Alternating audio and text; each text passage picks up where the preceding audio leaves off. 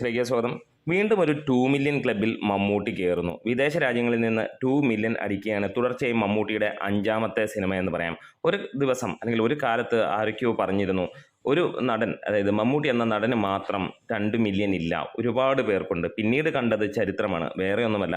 മമ്മൂട്ടി തൊടുന്നതെല്ലാം പൊന്നാകുന്ന ഒരു കാഴ്ച. തുടർച്ചയായി 5ാമത്തെ 2 മില്യൺ എത്തുന്നു. അതും വെറും 4 ദിവസം കൊണ്ടാണ് ഇവിടെ ഇപ്പോൾ ഭ്രമയുഗം എന്ന സിനിമ എത്തിയിരിക്കുന്നത്.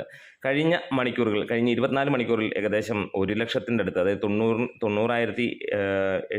90,000-ന് മുകളിലുള്ള ടിക്കറ്റുകളാണ് സിനിമയ്ക്ക് വിറ്റുപോയത് ഇന്നലെ മാത്രമായിട്ട് എന്ന് പറയാം, അല്ലെങ്കിൽ കഴിഞ്ഞ 24 മണിക്കൂർ എന്ന് പറയാം. ഇവിടെ സിനിമയുടെ കളക്ഷൻ ഗംഭീരമായിട്ട് കൂടുകയാണ്. ഈ ഒരു സിനിമയെ നമ്മൾ ഒരിക്കലും കളക്ഷൻ്റെ ബേസിലല്ല, കാരണം ഇതിനു മുമ്പുള്ള സിനിമകൾ പലതും കളക്ഷൻ ഒക്കെ വന്നിട്ടുണ്ട്, പക്ഷേ ഇത്ര ക്വാളിറ്റിയിൽ വേറെ ഒരു സിനിമയും വന്നിട്ടില്ല എന്നുള്ളതാണ്.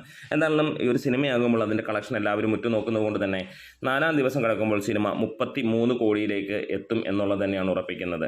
പല കണക്കുകൾ വരുമ്പോഴും നമുക്ക് ഉറപ്പിക്കാം ഇന്നലെയും 10 കോടിക്ക് മുകളിലാണ് സിനിമയുടെ കളക്ഷൻ. കേരളത്തിൽ നിന്ന് 3.5 കോടിക്ക് മുകളിൽ 4 കോടി വരെ എത്തും എന്നുള്ളത് തന്നെയാണ്. ഉച്ച കഴിയുമ്പോഴത്തേക്ക് നമുക്ക് ഒഫീഷ്യലായിട്ടുള്ള കളക്ഷൻ റിപ്പോർട്ടുകളൊക്കെ വരും.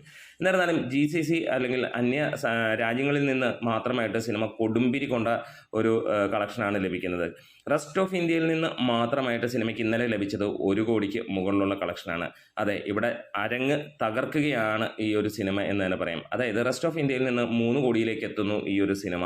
ഇതുവരെ അങ്ങനെ ഒരു ചരിത്രം നമുക്ക് കാണാൻ കഴിഞ്ഞിട്ടില്ല എന്നുള്ളത്. വെറും 3 ദിവസം കൊണ്ട് അല്ലെങ്കിൽ 4 ദിവസം കൊണ്ട് സിനിമ 3 കോടി എത്തുക എന്ന് പറഞ്ഞു കഴിഞ്ഞാൽ അത് അതിഗംഭീരമെന്ന് തന്നെ പറയാം. ഹൈദരാബാദിൽ അല്ലെങ്കിൽ തെലങ്കാനയിലെ ഒരു വലിയ തിയേറ്ററുകളിൽ ഇന്നലെ സിനിമ റിലീസല്ല പ്രദർശിപ്പിക്കുകയുണ്ടായി. പിന്നീട് ഒറ്റ ഷോയേ ഉള്ളൂ എന്ന് പറയുകയും പിന്നീട് നോക്കുമ്പോൾ ജനപ്രവാഹം കാരണം വീണ്ടും അടുത്ത ഷോ ഇടുന്നു, അതായത് രാത്രി 11 മണിക്ക് എന്നുള്ളതാണ്.